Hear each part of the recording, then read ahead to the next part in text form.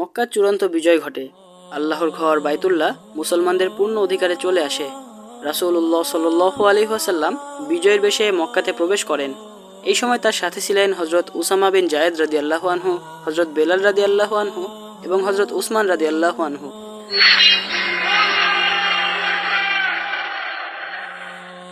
রাসূলুল্লাহ সাল্লাল্লাহু আলাইহি ওয়াসাল্লাম মক্কা থেকে মদিনায় হিজরত করেন প্রায় 7 বছর পূর্বে। দীর্ঘ 7টি বছর পরে নয়ন ভরে মক্কার চারিদিকে দেখেন। এলাকাবাসীর দিকে তাকান, দরজায় দরজায় এবং ছাদে দাঁড়ানো মানুষের প্রতি দৃষ্টি দেন। এর মধ্যে অনেকেই চেনা এবং পরিচিত মুখ ছিল। তিনি চারিদিকে নজর বুলাতে বুলাতে সামনের দিকে অগ্রসর হন। দীর্ঘদিন পর স্বাধীনভাবে বাইতুল্লাতে প্রবেশ করেন এবং কাবা শরীফ তওয়াফ করেন। অন্তরের গভীর থেকে আল্লাহ পাকের প্রতি শুকরিয়া আদায় করেন। এ সময় মক্কার জনগণ ছিল নির্বাক, তাদের চোখে মুখে ভরপুর উদ্বেগ এবং উৎকণ্ঠা। আজ তাদের বিরুদ্ধে কি হুকুম জারি হয় এই দুশ্চিন্তায় তাদের ঘুম হচ্ছিল না। যারা এতদিন মুসলমানদের নানাভাবে কষ্ট দিয়েছে তাদের দুশ্চিন্তা ছিল সবচেয়ে বেশি। আজ সমগ্র মক্কায় রাসূলুল্লাহ সাল্লাল্লাহু আলাইহি ওয়াসাল্লামকে জাদুকর বলার দুঃসাহস কারও নেই। কুরাইশরা হাতিয়ার সমর্পণের সাথে সাথে পরিণতি ভোগ করার জন্য খুবই আতঙ্কিত অবস্থায় ছিল, কেননা তখনকার আরবে অবমাননা এবং হত্যার শাস্তি খুবই কঠিন হতো। রাসূলুল্লাহ সাল্লাল্লাহু আলাইহি ওয়াসাল্লাম যদিও ঘোষণা করেছিলেন যে যারা মুসলমানদের কিছু বলবে না তাদেরকেও কিছু বলা হবে না, এরপরেও কুরাইশদের মধ্যে বিরাজ করছিল ভয়ানক আতঙ্ক, কেননা তারা এতদিন মুসলমানদের উপর প্রচণ্ড নির্যাতন এবং অত্যাচার চালিয়েছিল। রাসূলুল্লাহ সাল্লাল্লাহু আলাইহি ওয়াসাল্লাম দণ্ডায়মান জনতার উদ্দেশ্যে দাঁড়িয়ে জিজ্ঞাসা করেন, কুরাইশ জাতি, তোমরাই বলো, আজ তোমাদের সাথে কেমন আচরণ করা হবে? উপস্থিত সকলেই সমস্বরে বলে তারা উত্তম আচরণ এবং ক্ষমার আশাবাদী। রাসূলুল্লাহ সাল্লাল্লাহু আলাইহি ওয়াসাল্লাম সবাইকে বিস্মিত করে দিয়ে বলেন, তোমরা স্ব স্ব ঘরে ফিরে যাও, তোমাদেরকে ক্ষমা করা হলো। এতে রাসূলুল্লাহ সাল্লাল্লাহু আলাইহি ওয়াসাল্লামের অনুপম আদর্শ এবং ক্ষমার মহৎ গুণ দেখে সকলেই হতবাক হয়ে যায়। রাসূলুল্লাহ সাল্লাল্লাহু আলাইহি ওয়াসাল্লামের জীবনের ঐতিহাসিক মুহূর্তের একটি হলো বাইতুল্লাহ সংরক্ষিত মূর্তিগুলোর প্রতি মনোযোগ প্রদান করা। পবিত্র কাবা ঘরে মোট 360টি মূর্তি ছিল। এর মধ্যে হযরত ইব্রাহিম আলাইহিস সালামের একটি প্রতিকৃতির মূর্তি ছিল। এই মূর্তির হাতে ছিল একটি তীর। মন্দিরের পুরোহিত এই তীরের মাধ্যমে বিভিন্ন শুভাশুভ নির্ণয় করত। রাসূলুল্লাহ সাল্লাল্লাহু আলাইহি ওয়াসাল্লামের হাতে একটি মোটা এবং মজবুত লাঠি ছিল। তিনি এই লাঠি দ্বারা মূর্তিগুলো চূর্ণ করেন। এ সময় তিনি হযরত ইব্রাহিম আলাইহিস সালামের রীতি অনুসরণ করেন। হযরত ইব্রাহিম আলাইহিস সালামের মতো তিনি মূর্তি ভাঙার সময় জবানে বলতেন, সত্য সমাগত, মিথ্যা বিতাড়িত, মিথ্যার পতন অবশ্যম্ভাবী। ঐতিহাসিকগণ লেখেন, রাসূলুল্লাহ সাল্লাল্লাহু আলাইহি ওয়াসাল্লামের লাঠির প্রতিটি আঘাতে কাবার 4 দেয়াল থেকে যেন এই আওয়াজই প্রতিধ্বনিত হচ্ছিল। কাবার ভিতর থেকে মূর্তির ভগ্নাংশ উঠিয়ে বাইরে নিক্ষেপ করা হয়। এরপর থেকে কাবা চিরদিনের জন্য ইসলামী জগতের ইবাদতখানায় পরিণত হয়। এরপর রাসূল সাল্লাল্লাহু আলাইহি ওয়াসাল্লাম মক্কার ব্যবস্থাপনার দিকে মনোযোগ দেন। কুরাইশ ও পার্শ্ববর্তী অন্যান্য গোত্রের লোকেরাও ইসলাম কবুল করার জন্য আসতে থাকে। এ সকল মূর্তি কেবল কাবা ঘরেই ছিল না, মক্কার আশেপাশে বহু এলাকার মন্দিরেও ছিল। সেখানেও যথাযোগ্য মর্যাদায় মূর্তি ছিল এবং মানুষ এগুলোর পূজা করত। তৎকালীন সময়ের উল্লেখযোগ্য মূর্তি ছিল উজ্জা। কয়েক মাইল দূরে নাখলার এক মন্দিরে এই মূর্তিটি ছিল। রাসূলুল্লাহ সাল্লাল্লাহু আলাইহি ওয়াসাল্লাম এই মূর্তিটি ভাঙার দায়িত্ব দিয়েছিলেন হযরত খালিদ রাদিয়াল্লাহু আনহুকে। তিনি 30 জন অশ্বারোহী নিয়ে এই গুরুত্বপূর্ণ কাজের জন্য যাত্রা করেন। এভাবে অন্যান্য স্থানের মূর্তি ধ্বংস করতে বিভিন্ন দল প্রেরণ করা হয়। উজ্জা শুধু একাই ছিল না, সে গুরুত্বপূর্ণ দেবী হওয়াতে তার সাথে আরও ছোট ছোট অনেক দেবী ছিল। মন্দিরের সামনে পৌঁছলেই পুরোহিত সম্মুখে এসে দাঁড়ায়। মূর্তি না ভাঙতে সে অনেক অনুনয় বিনয় করে। উজ্জা প্রতিমাটি আমাকে দেখাও। হযরত খালিদ রাদিয়াল্লাহু আনহু পুরোহিতকে নির্দেশ দেন। পুরোহিত ভয়ে আর কোনো কথা না বাড়িয়ে মন্দিরের একটি সুড়ঙ্গ দ্বার দিয়ে সামনের দিকে এগিয়ে চলে। হযরত খালিদ রাদিয়াল্লাহু আনহু তার পিছু পিছু যান। একটি কক্ষ পার হয়ে আরেকটি কক্ষে পৌঁছান। সেখানে একটি চত্বরে সুন্দর আকৃতির একটি দেবী মূর্তি ছিল। পুরোহিত প্রতিমার প্রতি ইশারা করে প্রতিমাটি তাকে দেখান। হযরত খালিদ বিন ওয়ালিদ রাদিয়াল্লাহু আনহু তার তরবারির আঘাতে সেই মূর্তিটি ভেঙে চুরমার করে দেন এবং তার সাথীদেরকে মূর্তির ভগ্নাংশ বাইরে নিক্ষেপ করতে বলেন। হযরত খালিদ রাদিয়াল্লাহু আনহু ছোট ছোট দেবীগুলোকেও মাটির সাথে মিশিয়ে দেন। এরপর তিনি পুরোহিতের প্রতি গর্জন করে বলেন, এখনও কি তুমি তাকে দেবী বলে বিশ্বাস করো, যে নিজেকে একটি মানুষের হাত থেকেই রক্ষা করতে পারে না? এরপর হযরত খালিদ রাদিয়াল্লাহু আনহু ঘোড়ায় চড়ে বসেন। অন্যান্য অশ্বারোহীদেরকেও প্রত্যাবর্তনের নির্দেশ দেন। হজরত খালিদ রাদিয়াল্লাহু আনহু 30 জন অশ্বারোহী নিয়ে মন্দির থেকে বেশ দূরে চলে গেলে ক্রন্দনরত পুরোহিতের জোরে অট্টহাসি দিয়ে ওঠে। মন্দিরের দাসীরাও হাসতে থাকে। সেই পুরোহিত বিজয়ের ভঙ্গিতে বলে, উজ্জা দেবীকে অবমাননা করার দুঃসাহস কারও নেই। এককালের উজ্জার পূজারী খালিদ এই ভেবে বড় প্রসন্ন যে সে হয়তো উজ্জার প্রতিমা গুড়িয়ে দিয়েছে। উজ্জা জীবিত, চিরকাল জীবিতই থাকবে। এদিকে হজরত খালিদ রাদিয়াল্লাহু আনহু ফিরে এসে রাসূলুল্লাহ সাল্লাল্লাহু আলাইহি ওয়াসাল্লামকে খবর দিয়ে বলেন, হে আল্লাহর রাসূল সাল্লাল্লাহু আলাইহি ওয়াসাল্লাম, আমি উজ্জার মূর্তি ধূলিসাৎ করে দিয়ে এসেছি। রাসূলুল্লাহ সাল্লাল্লাহু আলাইহি ওয়াসাল্লাম জানতে চান, কোথায় ছিল এই মূর্তি? হজরত খালিদ রাদিয়াল্লাহু আনহু সেই মন্দির এবং তার কক্ষের বর্ণনা দেন, যেখানে তিনি মূর্তিটি দেখেছিলেন এবং গুড়িয়ে দিয়েছিলেন। রাসূলুল্লাহ সাল্লাল্লাহু আলাইহি ওয়াসাল্লাম বলেন, তুমি উজ্জার মূর্তি ভাঙতে পারোনি খালিদ, পুনরায় যাও এবং আসল মূর্তিটি ভেঙে এসো। ঐতিহাসিকদের বর্ণনা অনুযায়ী উজ্জার 2টি মূর্তি ছিল। একটি আসল, মানুষ এটির পূজা করত, আর দ্বিতীয়টি ছিল নকল। সম্ভবত মুসলমানদেরকে ধোঁকা দিতে এটি তৈরি করা হয়েছিল। হজরত খালিদ রাদিয়াল্লাহু আনহুর রক্ত টকবক করে ফুটে ওঠে। তিনি অশ্বারোহীদেরকে নিয়ে আবার নাখলায় যান। মন্দিরের পুরোহিত দূর থেকে অশ্বারোহীদেরকে দেখে মন্দিরের পাহারাদারকে ডেকে পাঠায়। মন্দিরের পুরোহিত বলে, তারা আবার আসছে, হয়তো কেউ তাদেরকে বলে দিয়েছে যে আসল মূর্তি মন্দিরে এখনও রয়ে গেছে। তোমরা উজ্জার মর্যাদা রক্ষা করবে না? এটা করলে উজ্জা দেবী তোমাদেরকে প্রচুর ধন সম্পদ দিয়ে ভরপুর করে দেবে। গুরুজি, চিন্তা করে কথা বলুন, এক নিরাপত্তাকর্মী বলে ওঠে। এত অশ্বারোহীর মোকাবিলা আমাদের মতো 2-3 জনের দ্বারা করা কি সম্ভব? উজ্জা বাস্তবে দেবী হয়ে থাকলে অবশ্যই সে নিজের রক্ষা নিজেই করে নেবে। আরেকজন প্রহরী বলে ওঠে, গুরুজি, দেবদেবী তো মানুষের হেফাজত করে, মানুষ কখনো কি দেবতাদের হেফাজত করতে পারে? পুরোহিত তাদের উস্কে দিতে ব্যর্থ হয়ে বলে, ঠিক আছে, উজ্জার নিজের হেফাজত তাহলে নিজেই করবে। হজরত খালিদ রাদিয়াল্লাহু আনহুর ঘোড়া তার কাছে এসে পড়ে। মন্দিরের নিরাপত্তাকর্মীরা পূজারীদের নিয়ে পালিয়ে যায়। পুরোহিতের বিশ্বাস ছিল তার দেবী নিজেকে মুসলমানদের হাত থেকে অবশ্যই বাঁচাতে পারবে। এই ভেবে সে এক তরবারি উজ্জার গলায় ঝুলিয়ে দেয়। পুরোহিত নিজেও মন্দিরের পশ্চাৎদ্বার দিয়ে সটকে পড়ে। হজরত খালিদ রাদিয়াল্লাহু আনহু মন্দিরে প্রবেশ করে সেই কক্ষে উজ্জা মূর্তি খুঁজতে থাকেন। খুঁজতে খুঁজতে একটি চমৎকার কক্ষের প্রতি তার চোখ আটকে যায়। তিনি কক্ষের অভ্যন্তরে উঁকি দিয়ে দেখেন সামনের চত্বরেই উজ্জার প্রতিমা স্থাপিত। তার গলায় ঝুলছিল একটি তরবারি। হজরত খালিদ রাদিয়াল্লাহু আনহু প্রথমবার যে মূর্তিটি ধ্বংস করেছিলেন, এটি দেখতে ছিল হুবহু তার মতো। মূর্তিটির পায়ের কাছে দামি আগরবাতি জ্বালানো ছিল। কক্ষের চাকচিক্য এবং মোহিতকরণ সৌরভ দেখে যে কেউ বুঝতে পারে যে এটি একটি উপাসনালয়। হজরত খালিদ রাদিয়াল্লাহু আনহু সেই মূর্তিটি ভাঙ্গার উদ্দেশ্যে তার দিকে এগিয়ে যেতে থাকলে সম্পূর্ণ বিবস্ত্র এক নারী যুবতী তার সামনে এসে দাঁড়ায়। বিবস্ত্র নারীটি কাঁদতে থাকে এবং মূর্তিটি না ভাঙ্গার জন্য অনুনয় বিনয় করে। ঐতিহাসিকদের মতে হজরত খালিদ রাদিয়াল্লাহু আনহুকে লক্ষ্যচ্যুত করতেই এই নারীটি উলঙ্গ হয়ে তার সামনে আসে এবং তার ক্রন্দন করার একমাত্র কারণ ছিল হজরত খালিদ রাদিয়াল্লাহু আনহুর আবেগে ভাটা সৃষ্টি করা। হজরত খালিদ রাদিয়াল্লাহু আনহু সেই উলঙ্গ নারীর প্রতি দৃষ্টি না দিয়ে মূর্তির ভাঙ্গার উদ্দেশ্যে এগিয়ে যান। কিন্তু সেই হতভাগ্য যুবতী 2 হাত ডানে বামে প্রসারিত করে হজরত খালিদ রাদিয়াল্লাহু আনহুর পথ রোধ করতে চেষ্টা করে। বাধ্য হয়ে হজরত খালিদ রাদিয়াল্লাহু আনহু খাপ থেকে তার তরবারি বের করেন এবং ওই নারীর উপর এমন জোরে আঘাত করেন যে এক আঘাতেই তার নগ্ন দেহ 2 টুকরো হয়ে 2 দিকে ছিটকে পড়ে। এরপর তিনি ক্রোধে ফেটে পড়ে মূর্তির কাছে যান এবং আঘাতে আঘাতে সেই মূর্তিটি কয়েক টুকরো করে ফেলেন। শক্তি এবং কল্যাণের দেবী নিজেকে একজন মানুষের হাত থেকেই বাঁচাতে পারে না। এরপর হজরত খালিদ রাদিয়াল্লাহু আনহু সেই মন্দির থেকে বের হয়ে দ্রুত ঘোড়া ছুটিয়ে দেন। তার সাথীরাও তার পেছনে আসতে থাকে। মক্কায় পৌঁছে হজরত খালিদ রাদিয়াল্লাহু আনহু রাসূলুল্লাহ সাল্লাল্লাহু আলাইহি ওয়াসাল্লামের খেদমতে হাজির হন।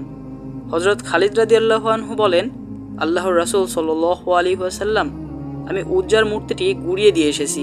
রাসূলুল্লাহ সাল্লাল্লাহু আলাইহি ওয়াসাল্লাম বলেন, হ্যাঁ খালিদ, এবার তুমি উজ্জার আসল মূর্তিটিই ভেঙেছো। এই অঞ্চলে আর কোনোদিন মূর্তি পূজার চর্চা হবে না। কুরাইশদের হার না মানা সেনাপতি ইকরামা মক্কার পথে হজরত খালিদ রাদিয়াল্লাহু আনহুর সাথে শেষ যুদ্ধে অবতীর্ণ হয়ে আত্মগোপন করেছিল। সে এবং সাফওয়ান কুরাইশ সর্দারের নির্দেশ অমান্য করেছিল। ইকরামা তার ভবিষ্যৎ খুবই অন্ধকার দেখে। সে ভালো করেই জানত যে রাসূলুল্লাহ সাল্লাল্লাহু আলাইহি ওয়াসাল্লাম তার এই অপরাধ আদৌ ক্ষমা করবেন না, কারণ সে মুসলিম বাহিনীর এক অংশের উপর হামলা করে তাদের 2 জন সৈন্যকে শহীদ করে দিয়েছিল, বিনা কারণে রক্তপাত ঘটিয়েছিল। তবে ইকরামা আত্মগোপন করলেও তার স্ত্রী ছিল মক্কায়। ইতিহাসে লেখা আছে রাসূলুল্লাহ সাল্লাল্লাহু আলাইহি ওয়াসাল্লাম মক্কা বিজয় করার পর 4 জন মহিলা এবং 6 জন পুরুষকে কতল করার নির্দেশ দেন। তারা মুসলমানদের বিরুদ্ধে বিভিন্ন চক্রান্ত করেছিল। এই 10 জনের মধ্যে হিন্দা এবং ইকরামা ছিল শীর্ষে। হিন্দার অপরাধ ছিল কল্পনারও বাইরে। কেউ মুসলমান হলেই যেন হিন্দা তার রক্তপান করতে উদগ্রীব হয়ে পড়ত। ইকরামার স্ত্রী মক্কায় ছিল। মক্কা বিজয়ের 2-3 দিন পর এক ব্যক্তি ইকরামার গৃহে আসে। এসে বলে, বোন, আমি তোমার জন্য আগন্তুক। লোকটি ইকরামার স্ত্রীকে আরও বলে, ইকরামা আমার বন্ধু, আমি বনু বকর গোত্রের মানুষ। তোমার জানা আছে যে ইকরামা এবং সাফওয়ান মুসলমানদের প্রতিরোধ করতে চেয়েছিল, কিন্তু তাদের সাহায্যকারী ছিল অতি নগণ্য। ঘটনাক্রমে তাদের মোকাবিলা হয় প্রখ্যাত সমর বিশারদ খালিদ বিন ওয়ালিদের সাথে, আর তার বাহিনীর সংখ্যাও ছিল অনেক বেশি। ইকরামার স্ত্রী বলে, আমি এই সকল কিছুই জানি, সবই আমার কানে এসেছে। সে আরও বলে, আমার অপরিচিত ভাই, বলো সে এখন কোথায় আছে? সে জিন্দা আছে তো? আগন্তুক বলে, ইয়ামান যাচ্ছে বলে সে আমাকে জানিয়েছিল।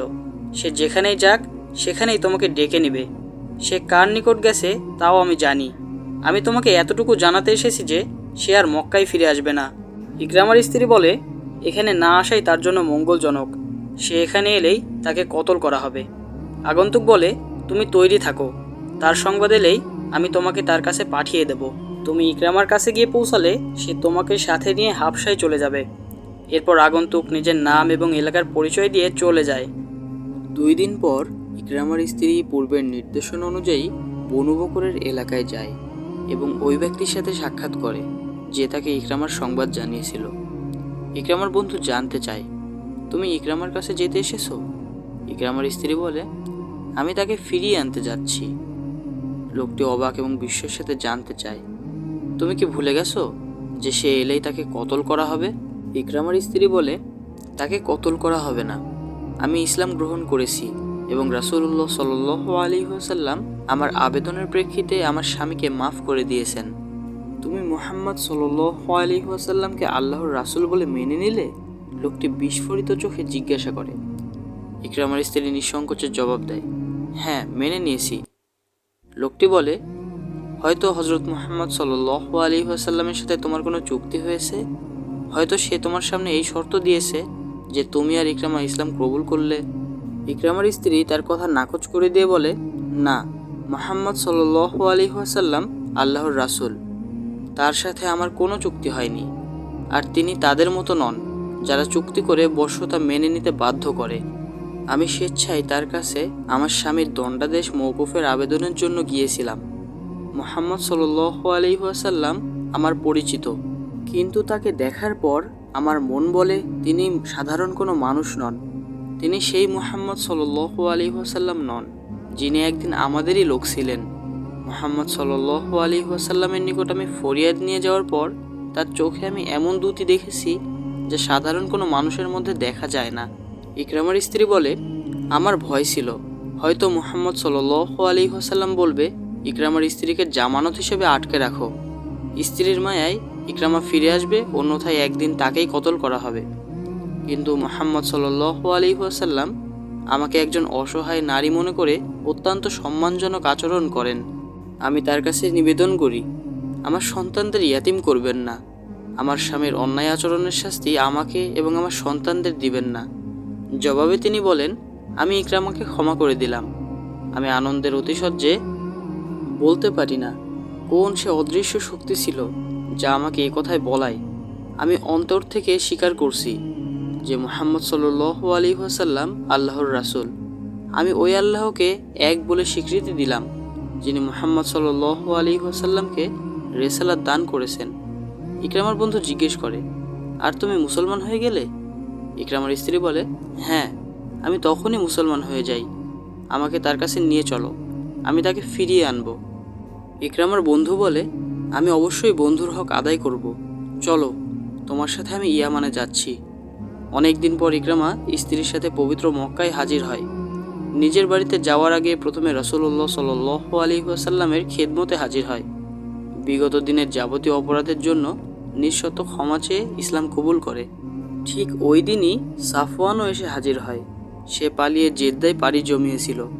তার এক বন্ধু তার কাছে যায় এবং তাকে বোঝায় যে সে একজন বিখ্যাত সেনাপতি। তার মর্যাদা সম্পর্কে রাসূলুল্লাহ সাল্লাল্লাহু আলাইহি ওয়াসাল্লাম অবগত। তাকে আরও জানানো হয় যে কুরাইশদের অবস্থান এখন আগের মতো নেই, পরিস্থিতি পাল্টে গেছে। সাফওয়ান যুদ্ধপ্রিয় হলেও খুবই বিচক্ষণ ছিল। সে তার সিদ্ধান্ত পরিবর্তন করে বন্ধুর সাথে মক্কায় এসে রাসূলুল্লাহ সাল্লাল্লাহু আলাইহি ওয়াসাল্লামের কাছে যায় এবং ইসলাম কবুল করে। তবে হযরত আবু সুফিয়ান রাদিয়াল্লাহু আনহুর স্ত্রী হিন্দা ইসলাম কবুল করবে এই কল্পনা কারোর ছিল না। রাসূলুল্লাহ সাল্লাল্লাহু আলাইহি ওয়াসাল্লাম তার হত্যার হুকুম বলবৎ রেখেছিলেন। হিন্দা পলাতক ছিল। হযরত আবু সুফিয়ান রাদিয়াল্লাহু আনহু আগে ইসলাম কবুল করেছিলেন। হিন্দা পলাতক থাকা অবস্থায় জানতে পারে যে হযরত ইকরামা রাদিয়াল্লাহু আনহু এবং সাফওয়ান রাদিয়াল্লাহু আনহু ইসলাম কবুল করেছেন। এরপর সে জনসম্মুখে উপস্থিত হয়। রাসূলুল্লাহ সাল্লাল্লাহু আলাইহি ওয়াসাল্লাম তাকে পেলে কতল করে ফেলবেন এ কথা জেনেও রাসূল সাল্লাল্লাহু আলাইহি ওয়াসাল্লামের সামনে যায়। রাসূলুল্লাহ সাল্লাল্লাহু আলাইহি ওয়াসাল্লাম হিন্দাকেও মাফ করে দেন। অতঃপর হিন্দা ইসলাম কবুল করে। মক্কার আশেপাশে বেশ কিছু গোত্রের বসবাস ছিল। তাদের অনেকেই ছিল মূর্তি পূজক আর অনেকেই ছিল নাস্তিক। রাসূলুল্লাহ সাল্লাল্লাহু আলাইহি ওয়াসাল্লাম তাদেরকে সত্য ধর্মের স্বীকৃতি দিতে আহ্বান জানান। সৈন্যরা এই সমস্ত আহ্বান বয়ে নিয়ে যেত, কিন্তু তাদের কোনো প্রকার হামলা করা হতো না এবং যুদ্ধবিগ্রহ এড়িয়ে চলতে নির্দেশ দেওয়া ছিল। মক্কার দক্ষিণে ছিল তিহামা অঞ্চল। এখানকার বাসিন্দারা অধিকাংশই ছিল দুর্ধর্ষ। তারা একত্রে বসবাস না করে বিক্ষিপ্তভাবে বাসস্থান গড়ে তুলেছিল। তাদের ব্যাপারে এই আশঙ্কা ছিল যে তারা হয়তো মোকাবিলা করতে আসবে। এই কারণে সেই ঝুঁকিপূর্ণ এলাকায় একটি বাহিনী প্রেরণ করা হয়। তার কমান্ডার নিযুক্ত করা হয় মহাবীর হযরত খালিদ বিন ওয়ালিদ রাদিয়াল্লাহু আনহুকে। সৈন্যরা সকলেই ছিল অশ্বারোহী। মক্কা থেকে প্রায় 50 মাইল দূরে ইয়ালামলাম পাহাড় পর্যন্ত হযরত খালিদ রাদিয়াল্লাহু আনহুর সফর ছিল। খালিদ রাদিয়াল্লাহু আনহুর বাহিনী প্রস্তুত হয়। রওনা হয়ে যায় খালিদ রাদিয়াল্লাহু আনহুর বাহিনী। 50 মাইল দূরে গিয়ে তাদের গন্তব্য, কিন্তু 15 মাইল যেতে না যেতেই আরেকটি দুর্ধর্ষ গোত্র বনু জাজিমা তাদের গতিরোধ করে। হযরত খালিদ রাদিয়াল্লাহু আনহু সৈন্যদেরকে যুদ্ধের জন্য বিন্যস্ত করেন। বনু জাজিমা পুরো যোদ্ধার বেশে ময়দানে নেমে আসে। হযরত খালিদ রাদিয়াল্লাহু আনহু ঘোষণা করেন, আমরা যুদ্ধ করতে আসিনি, ইসলাম গ্রহণের দাওয়াত দিতে এসেছি আমরা। এদিকে বনু জাজিমার পক্ষ থেকে জবাব দেওয়া হয়, ইতিমধ্যে আমরা ইসলাম গ্রহণ করেছি, আমরা নামাজও পড়ি, আমরা প্রতারণার ফাঁদে পা দিতে আসিনি। হযরত খালিদ রাদিয়াল্লাহু আনহু বলিষ্ঠ কণ্ঠে বলেন, বাস্তবেই তোমরা মুসলমান হয়ে থাকলে হাতিয়ার ফেলে দাও। এদিকে বনু জাজিমা সাবধান, এই বলে বনু জাজিমার পক্ষ থেকে গর্জন শোনা যায় এক লোকের। সেই লোক বলে, আমি তাকে চিনি, সে মক্কার ওয়ালিদের পুত্র খালিদ, তার উপর আস্থা রাখা যায় না। হাতিয়ার সমর্পণ করলে সে আমাদেরকে কতল করবে, তাই অস্ত্র সমর্পণ করবে না। খালিদ রাদিয়াল্লাহু আনহু বলেন, আল্লাহর কসম, রাসূলুল্লাহ সাল্লাল্লাহু আলাইহি ওয়াসাল্লামের তরফ থেকে যুদ্ধ না করার নির্দেশ না থাকলে দেখাতাম তোমরা অস্ত্র সমর্পণ করো কি না। হযরত খালিদ রাদিয়াল্লাহু আনহু আরও বলেন, আমরা বন্ধু হয়ে এসেছি, আল্লাহর দ্বীন জোর করে চাপিয়ে দিতে আসিনি, আমাদেরকে বন্ধু মনে করো এবং আমাদের সাথে এসে হাত মিলাও। এদিকে বনু জাজিমার তরফ থেকে জানতে চাওয়া হয়, কুরাইশদের সংবাদ কি? মক্কা গিয়ে দেখবে। হযরত খালিদ রাদিয়াল্লাহু আনহু বলেন, আবু সুফিয়ান, ইকরাম এবং সাফওয়ান ইসলাম গ্রহণ করেছেন। বনু জাজিমা আশ্বস্ত হয়। বনু জাজিমা গোত্র হাতিয়ার সমর্পণ করে। হযরত খালিদ রাদিয়াল্লাহু আনহু ঘোড়া থেকে নেমে আসেন এবং বনু জাজিমার সর্দারের সাথে আলিঙ্গন করেন। গোত্রের সবাই ইসলামের ছায়াতলে চলে আসে। মুসলমানদের জন্য মক্কা কেন্দ্রীয় কার্যালয়ে পরিণত হয়। দৃষ্টান্ত অনেকটা ওই সূর্যের ন্যায়, যার কিরণ দূর দিগন্তব্যাপী বিকশিত হতে থাকে। তবে পার্থক্য হলো, সূর্যের বিপক্ষে কেউ অবস্থানে নেয় না, কিন্তু ইসলামের উত্থানের বিরুদ্ধে শত্রুরা সংগঠিত এবং ঐক্যবদ্ধ হচ্ছিল। পবিত্র ভূমি মক্কা থেকে কয়েক মাইল দূরে অবস্থিত তায়েফ। 8ম হিজরির শাওয়াল মোতাবেক 630 খ্রিস্টাব্দের জানুয়ারির এক রাতে সেখানে রাতের বিনোদন চলছিল। শরাবের উৎকট গন্ধে বাতাস ভারী হয়ে গিয়েছিল। নাচের জন্য তায়েফের আশপাশ হতে সেরা সেরা নর্তকীদের আগমন ঘটেছিল। তাদের উলঙ্গ দেহের নৃত্য আর রূপের ঝলকে আমন্ত্রিত অতিথিবৃন্দকে যেন মাতাল করে দিচ্ছিল। মক্কার উত্তর পূর্ব অঞ্চলের দুর্ধর্ষ হাওয়াজিন গোত্রের নেতৃস্থানীয় ব্যক্তিবর্গ ছিল এই বিনোদন অনুষ্ঠানের মেহমান। তায়েফ এবং আশেপাশের বিভিন্ন স্থানে বিক্ষিপ্তভাবে অবস্থানরত সাকিফ গোত্রের সর্দার ছিল এই অনুষ্ঠানের আয়োজক।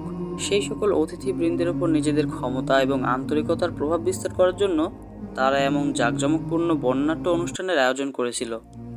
2 নর্তকী নৃত্য করছিল। উপস্থিত দর্শকবৃন্দ অপলক নেত্রে অবলোকন করছিল। অতিথিগণও তন্ময় হয়ে যায়। সবাই যখন নৃত্য আর সঙ্গীতের সুরে হারিয়ে যায়, ঠিক সেই মুহূর্তে স্বাগতিক গোত্রের নেতা মালিক বিন আউফ আসন ছেড়ে উঠে দাঁড়ায়। সে হাতে মৃদু তালি বাজায়। এতে নীরব হয়ে যায় বাদ্যযন্ত্র। নর্তকীরাও মূর্তির মতো দাঁড়িয়ে যায়। তাদের প্রশ্নবোধক দৃষ্টি মালিক বিন আউফের প্রতি নিবদ্ধ হয়। অতিথিবৃন্দের মধ্যেও নিস্তব্ধতা নেমে আসে। সরব অনুষ্ঠান মুহূর্তের মধ্যেই নিস্তব্ধ হয়ে যায়। মঞ্চ থেকে গ্যালারি সর্বত্র নীরবতা নেমে আসে। সবার দৃষ্টি মালিক বিন আউফের দিকে। কোনোরূপ আহ্বান কিংবা দৃষ্টি আকর্ষণ করা ছাড়াই সকলেই তার দিকে চেয়ে থাকে। মালিক বিন আউফের বয়স আনুমানিক 30 বছর। নৃত্য এবং শরাবের আসরে সে ছিল মধ্যমণি, কিন্তু রণাঙ্গনে তার রূপ পরিবর্তন হয়ে যায়। তখন মনে হয় সে যেন এক জ্বলন্ত আগ্নেয়গিরি। তরবারি চালানো, তীর নিক্ষেপ এবং অশ্বচালনায় সে কেবল দক্ষই ছিল না, বরং সমর বিষয়েও সে বড় প্রজ্ঞার অধিকারী ছিল। এই সকল গুণের কারণেই সে গোত্রের সেনাপতির আসনে বসেছিল। যুদ্ধ ছিল তার কাছে অত্যন্ত প্রিয়। যুদ্ধের নাম শুনলেই সে ছুটে যেতে চাইত। ঠান্ডা মাথায় এই বিষয়ে চিন্তা করার বিলম্বও সহ্য করত না। তার যুদ্ধের চাল শত্রুর জন্য খুবই ভয়ঙ্কর ছিল। কুরাইশ গোত্রে যেমন একসময় হযরত খালিদ রাদিয়াল্লাহু আনহুর অবস্থান ছিল, ঠিক তেমনই অবস্থান ছিল মালিক বিন আউফের স্বীয় গোত্রে। মালিক বিন আউফ বলে, আমরা প্রচুর গিলেছি। মালিক বিন আউফ নৃত্য থামিয়ে সকলকে সম্বোধন করে বলে, আমরা শরাবের পাত্রগুলো শূন্য করে ফেলেছি। আমরা নৃত্যরত যুবতীদের দ্বারা মোহিত হয়েছি। আমাদের সম্মানিত অতিথিবৃন্দ, এই আতিথ্য এবং বর্ণাঢ্য অনুষ্ঠান উদযাপনের কারণ কি অনুধাবন করতে পেরেছেন? আমি আপনাদেরকে কেবল আনন্দ বিনোদন দেওয়ার জন্য সমবেত করিনি। আপনাদের আত্মমর্যাদাবোধ চাঙ্গা করার জন্য আমি আপনাদেরকে এখানে আমন্ত্রণ জানিয়েছি। হাওয়াজিন গোত্রের এক নেতা প্রশ্ন করে, হাওয়াজিনের মর্যাদাবোধ উলুণ্ঠিত হয়ে পড়েছিল কবে, মালিক বিন আউফ? এসব বাদ দিয়ে বলো, আমাদের মর্যাদাবোধে কে আঘাত করেছে? মালিক বিন আউফ বলে, মুসলমানরা। মুহাম্মদ সাল্লাল্লাহু আলাইহি ওয়াসাল্লাম এমন কি করেছে? মুহাম্মদ সাল্লাল্লাহু আলাইহি ওয়াসাল্লাম সম্পর্কে আপনারা জানেন না? ওই মুহাম্মদ সাল্লাল্লাহু আলাইহি ওয়াসাল্লামের কথা আপনারা ভুলে গেছেন, যে হাতে গোনা কয়েকজন অনুসারী নিয়ে মক্কা থেকে মদিনায় গিয়েছিল? তার গোত্রের লোকেরা বলে, জানি, তাকে আমরা ভালো করেই চিনি। 2-3 জন বলে ওঠে, আমরা এটাও জানি যে সে নিজেকে খোদার রাসূল বলে দাবি করে। আমরা তাকে নবী হিসেবে মানব না। একান্ত কেউ নবী হলে সে সাকিব গোত্র থেকেই হতো, অথবা হাওয়াজিন গোত্র থেকে হতো। মালিক বিন আউফ বলে, সে নবী হোক বা না হোক, আমি আপনাদেরকে এটা জানাতে চাই যে সে মক্কা থেকে একদিন মদিনায় পালিয়ে গিয়েছিল। বিস্ময়কর হলেও সত্য যে সে এখন বর্তমানে মক্কারই শাসক। সমগ্র মক্কায় এখন তার শাসন চলছে, আর তার সমশক্তি দিন দিন বেড়েই চলেছে। কুরাইশরা তার সামনে হাতিয়ার সমর্পণ করেছে। প্রায় সকলেই তার ধর্ম মেনে নিয়েছে। আবু সুফিয়ান, ইকরাম এবং সাফওয়ানের মতো বিখ্যাত যোদ্ধারাও মুহাম্মদ সাল্লাল্লাহু আলাইহি ওয়াসাল্লামের ধর্ম মেনে নিয়েছে। প্রখ্যাত সেনাপতি খালিদ বিন ওয়ালিদ তো বহু আগেই এই নতুন ধর্মমতের অনুসারী হয়ে গেছে। মুসলমানরা মক্কা বিজয় করে সমস্ত মূর্তি ভেঙে মাটির সাথে মিশিয়ে দিয়েছে। আরেকজন মন্তব্য করে, কুরাইশদের যদি আত্মমর্যাদা বোধ এবং স্বীয় ধর্মের প্রতি টান থাকতো, তাহলে তারা তাড়াহুড়া করে আত্মসমর্পণ করতো না, বরং বীর বিক্রমে লড়াই করে মরত। এখন আকাশ ভরা তারা চেয়ে চেয়ে দেখবে হাওয়াজিন এবং সাকিব গোত্রের আত্মমর্যাদাবোধ কেমন লৌহবৎ। মালিক বিন আউফ বলে ওঠে, আমাদেরকেও মুহাম্মদ সাল্লাল্লাহু আলাইহি ওয়াসাল্লামের জীবন সংহার করুক, এটাই কি তোমার অভিলাষ? হাওয়াজিন গোত্রের এক নেতার প্রশ্ন। তোমার বক্তব্যের সারমর্ম যদি এটাই হয়, তাহলে এই দায়িত্ব নিঃসংকোচে আমার কাঁধে অর্পণ করতে পারি। মালিক বিন আউফ বলে, এখন মুহাম্মদ সাল্লাল্লাহু আলাইহি ওয়াসাল্লামকে হত্যা করলেও কোনো লাভ হবে না। তাকে হত্যা করলে তার ভক্তরা তাকে নিজের হৃদয়ে ধারণ করে রাখবে।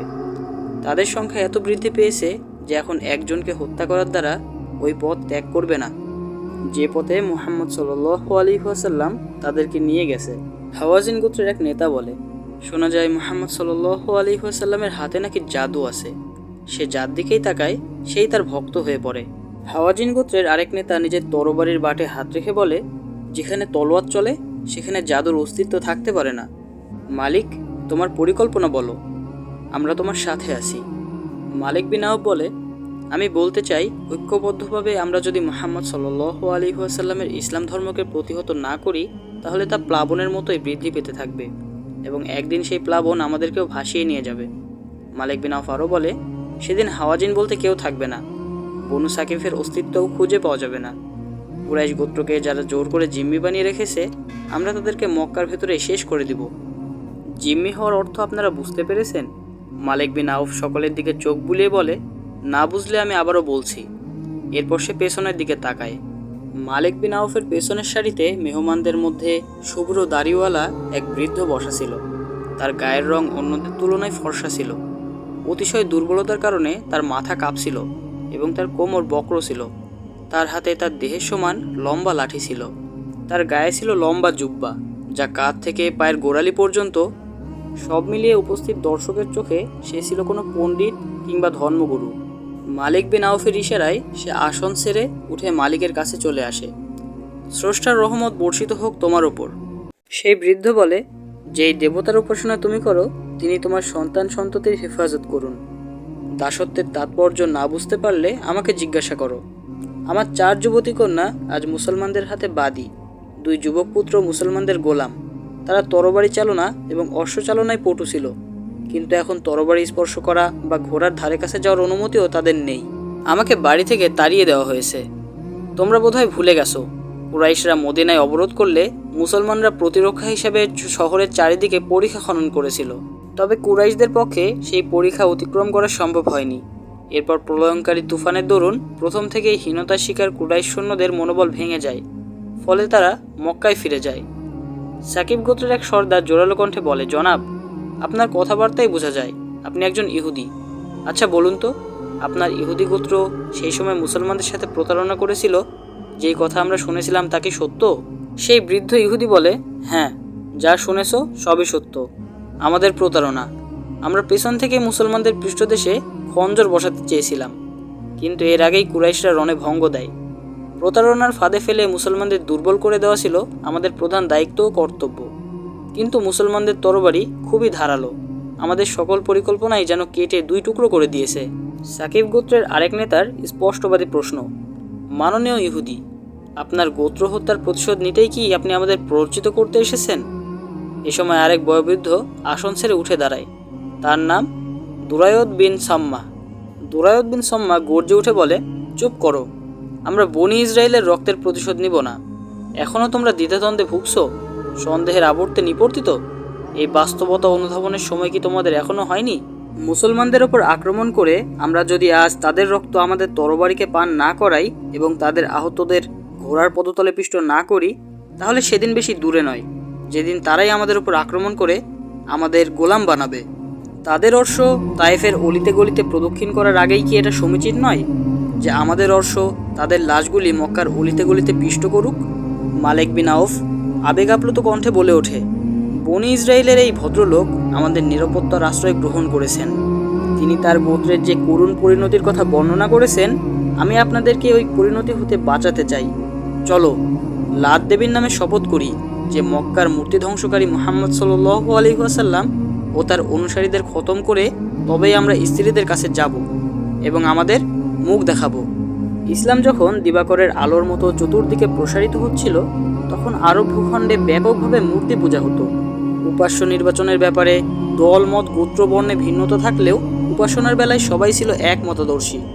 পূজা আরাধনার ব্যাপক চর্চা থাকলেও তারা আবার আস্তিক ছিল।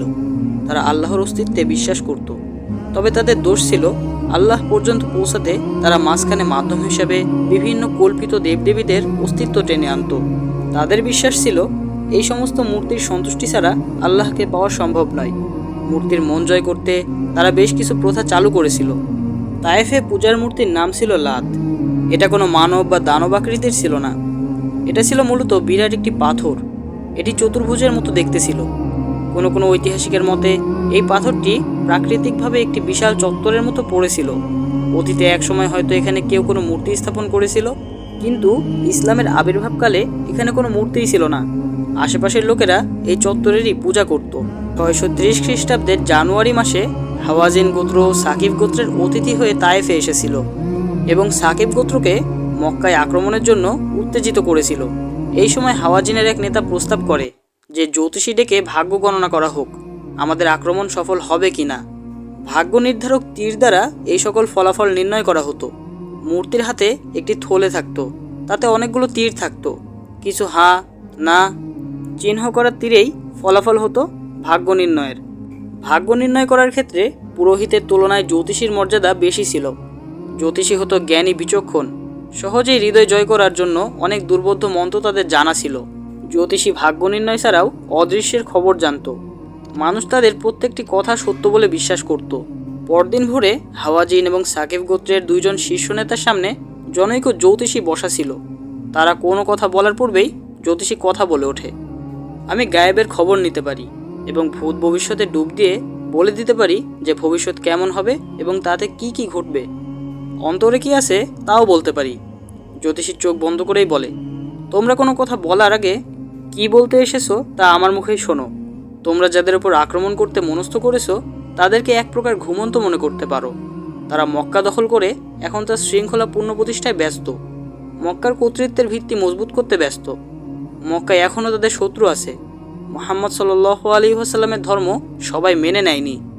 দুরায়দ বিন সম্মা বলে, সম্মানিত জ্যোতিষী, আপনি দয়া করে বলুন, মুহাম্মাদের অগোচরে আমরা তাকে বাগে আনতে পারবো কি না? আমাদের অতর্কিত আক্রমণ মুসলমানদের কোমর গুড়িয়ে দেবে কি না? এবার জ্যোতিষী আকাশের দিকে তাকায় এবং কিছুক্ষণ দুর্বোধ্য ভাষায় মন্ত্র পড়ে বলে, আমি ভবিষ্যতের পর্দা ফাঁক করে দেখলাম। তোমাদের হামলা হবে অতর্কিত। তোমাদের তরবারি যখন তাদের কচুকাটা করতে থাকবে তখনই তারা টের পাবে।